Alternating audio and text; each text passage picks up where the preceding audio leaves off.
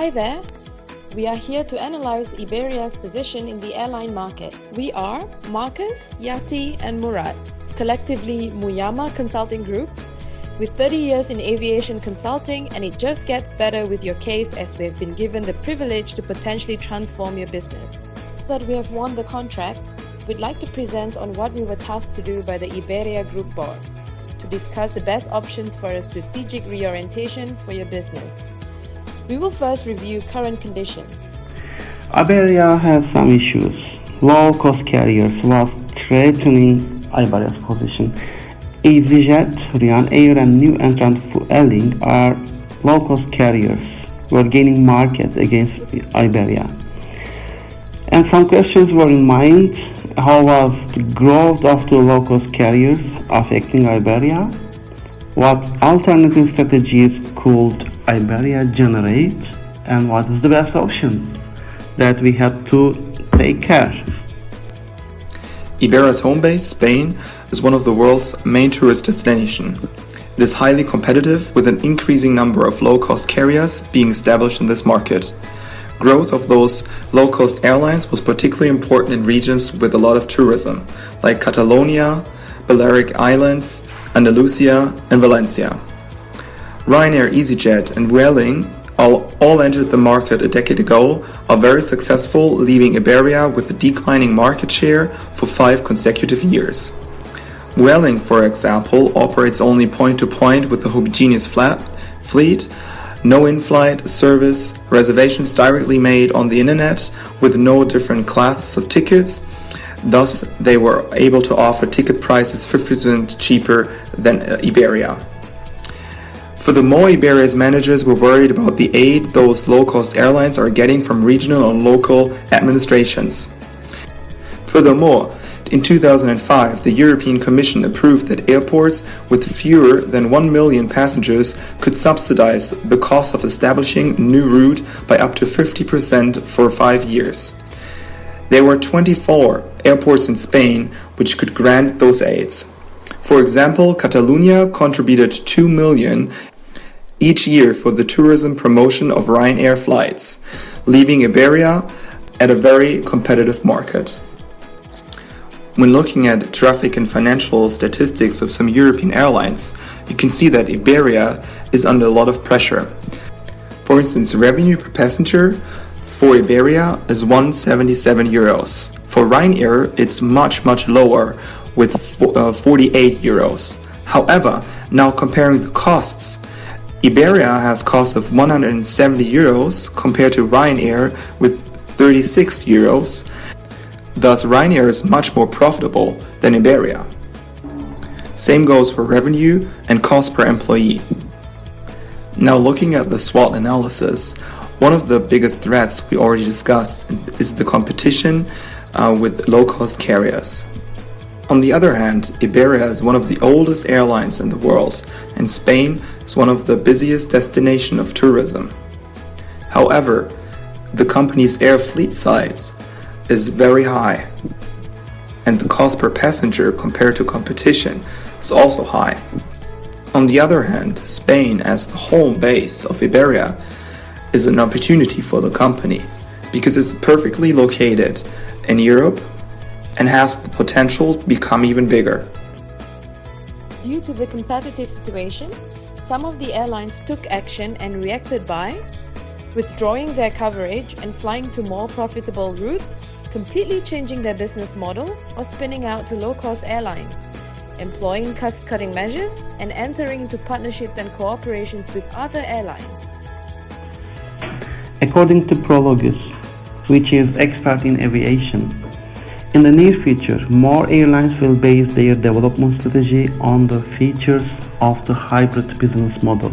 Low-cost carriers will still remain the dominant carriers in a point-to-point network model for destinations within 3 hours of flight. On top of this, there are some indications for an opening of long-haul flights, also based on the hybrid air transport model, which should introduce further competitiveness to the group of companies on a global level. Now, when looking at some strategic data, you can see that almost 50% of the global long-haul traffic will fall under JV agreements by 2023. This means that LCCs will lose their competitive advantage when flying those routes. Especially the routes between the EU and Asia are increasing, whereas transatlantic routes are stagnating. So we've covered the overview of the circumstances in which the Iberia Group now exists and the challenges it is facing to thrive amidst a backdrop of stiff competition. We have also identified the opportunities available for it to leverage on based on its inherent strengths. With that, we have put together a set of recommended strategies you could take advantage of. Let's start right away. First, the high-speed Spanish train network poses a threat to Iberia. It accounts for 80% of the Madrid-Sevilla route market share.